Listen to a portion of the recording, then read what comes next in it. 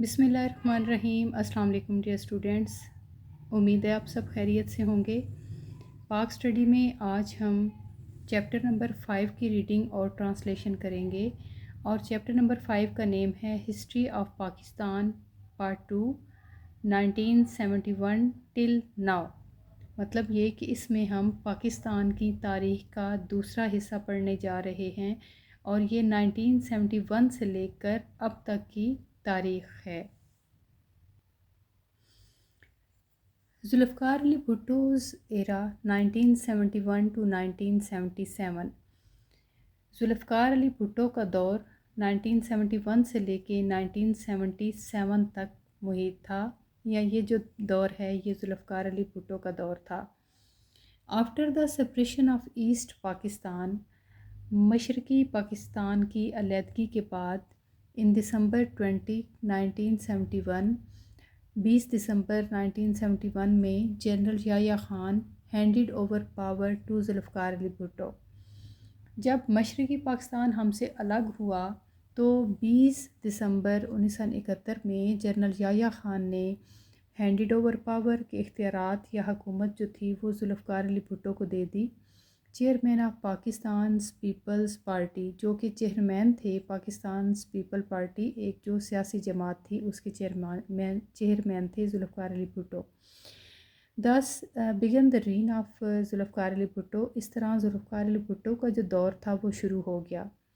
After assuming power, اختیارات کو سنبھالتے ہوئے یا لینے کے بعد، ہی started rebuilding پاکستان، انہوں نے دوبارہ سے پاکستان کی تعمیر شروع کی یا تعمیر نو کا آغاز کیا۔ ایٹ دیٹ ٹائم، اس وقت، the people of Pakistan was demoralised and hope less.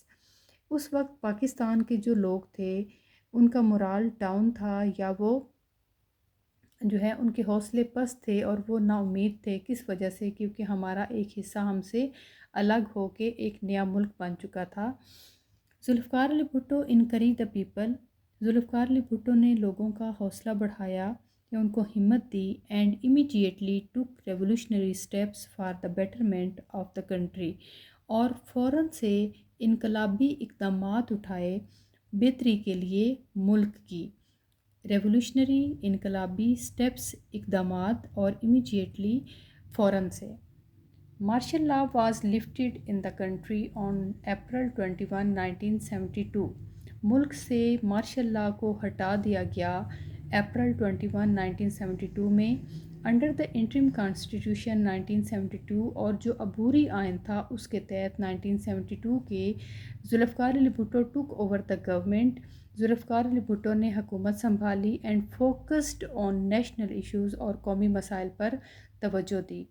Realising the need and importance of the constitution, محسوس کرتے ہوئے ضرورت کو اور اہمیت کو آئین یا قانون کی، کانسٹیٹیوشنل کمیٹی، ایک جو ہے وہ قانون بنانے والی کمیٹی، کنسسٹنگ جو کہ مشتمل تھی آف 25 ممبرز یا افراد پر، واز فارمڈ، اس کو بنایا گیا، ٹو پریپیئر، تیار کرنے کے لیے، کانسٹیٹیوشن، آئین یا قانون کو، ریپریزینٹنگ آل دا پولیٹیکل پارٹیز، اور یہ جو 25 لوگ تھے یہ ریپریزنٹیٹیو تھے یا نمائندہ تھے تمام جو سیاسی جماعتیں تھیں ان کے۔ مطلب یہ کہ ایک ایسی پارٹی بنائی گئی جس میں جتنی بھی سیاسی جماعتیں تھیں ان کے ممبران کو شامل کیا گیا، جن کے ذمے مستقبل کا آئین یا قانون بنانے کا کام تھا۔ انڈسٹریل ریفارمز، صنعتی اصلاحات۔ The objective of industrial reforms was to improve the working conditions of the workers۔ جو مقاصد تھے صنعتی اصلاحات تھے، صنعتی اصلاحات کے وہ کیا تھے؟ امپروو کرنا یا بہتر بنانا ورکنگ کنڈیشن، کام کی صورتحال کو، آف دا ورکرز، مزدوروں کی یا کام کرنے والوں کی، and create a better industrial environment, اور پیدا کرنا ایک بہتر صنعتی ماحول۔ To rebuild the country's economy, ملک کی معیشت کو جو ہے وہ تعمیر نو کے لیے یا تعمیر نو کرنے کے لیے، دوبارہ سے ری بلڈ کرنے کے لیے، اینڈ فار دا سروائیول، اور زندہ کرنے کے لیے، جان ڈالنے کے لیے، اینڈ ڈیولپمنٹ، اور ترقی کے لیے، آف دا انڈسٹری، صنعتوں کی، The workers were given proper and effective representation in the management of the industries. مطلب یہ کہ اکانومی کو مضبوط بنانے کے لیے، اس کو دوبارہ سے زندہ یا ریوائیو کرنے کے لیے، اس میں ترقی لانے کے لیے اس نے کیا کیا کہ جو مزدور تھے، جو ورکرز تھے، کام کرنے والے، ان کو باقاعدہ اور بہت پر اثر جو ان کی نمائندگی تھی وہ رکھی گئی صنعتوں کی انتظامیہ میں. The share of the workers in the profits of industries was increased. کہ جو حصہ تھا مزدوروں کا منافع میں صنعتوں کے، اس کو بڑھا دیا گیا. Bonus was made mandatory for employees کام کرنے والے یا مزدور جو تھے ان کے لیے جو بونس تنخواہ سے ہٹ کر ایک ایکسٹرا بونس ہوتا ہے، اس کو مینڈیٹری کا مطلب ہوتا ہے کہ لازمی قرار دیا جانا، یا اس کو ہم سرکاری حکم نامہ بھی کہہ سکتے ہیں. Health facilities for workers were increased. جو مزدور تھے ان کو صحت کی جو سہولتیں دی جاتی تھی ان کو مزید بڑھایا گیا، اس میں اضافہ کیا گیا. Compensation to workers in case of injury. Compensation معاوضہ ٹو ورکرز مزدوروں کو ان کیس آف انجری، اگر کوئی زخمی ہو جاتا ہے، ڈیتھ اگر کسی کی وفات ہو جاتی ہے، اور ایکسیڈنٹ واز انکریز، یا کسی کے ساتھ کوئی حادثہ پیش آ جاتا ہے، کوئی ایکسیڈنٹ ہو جاتا ہے، تو ان کو جو معاوضہ دیا جاتا تھا اس کو بھی بڑھا دیا گیا. Group insurance and social security system were implemented. Group insurance اور سوشل سیکیورٹی سسٹم جو ہے اس کو لاگو کیا گیا. Zulfikar Ali Bhutto adapted a strategy of nationalisation of various institution. Zulfikar Ali Bhutto نے ایک اسٹریٹجی اپنائی. اسٹریٹجی کیا ہوتی ہے؟ کام کرنے کا ایک جو طریقہ ہوتا ہے، اور اس میں اس نے کیا کیا کہ اس نے نیشنلائز کیا بہت سارے اداروں کو. اب نیشنلائز کو ہم قومیانہ بھی کہہ سکتے ہیں، اور قومیانہ سے کیا مراد ہے کہ ایسے ادارے جو کہ پرائیویٹ ہوں اس کو حکومت اپنے انڈر لے لے تو اس کو ہم نیشنلائزیشن کہتے ہیں.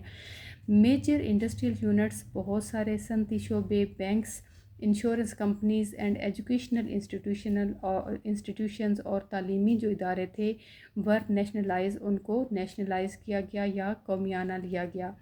The purpose and importance of this strategy, اور مقصد اور اہمیت جو اس اسٹریٹجی کی تھی، واز ٹو گین کنٹرول، وہ حاصل کرنا تھا control of the country's financial issues, قوم کے جو معاشی معاملات تھے ان پر، and pass on its benefits, اور اس کے جو منافع تھا، جو اس کے فوائد تھے وہ پہنچانا تھے ٹو دا کامن مین، عام آدمی تک. State life insurance corporation of Pakistan was established. ایک ادارہ قائم کیا گیا اسٹیٹ لائف انشورنس کارپوریشن کے نام سے. ڈو یو نو میں دیکھیں، the Commonwealth is an organisation of countries formerly ruled by the United kingdom.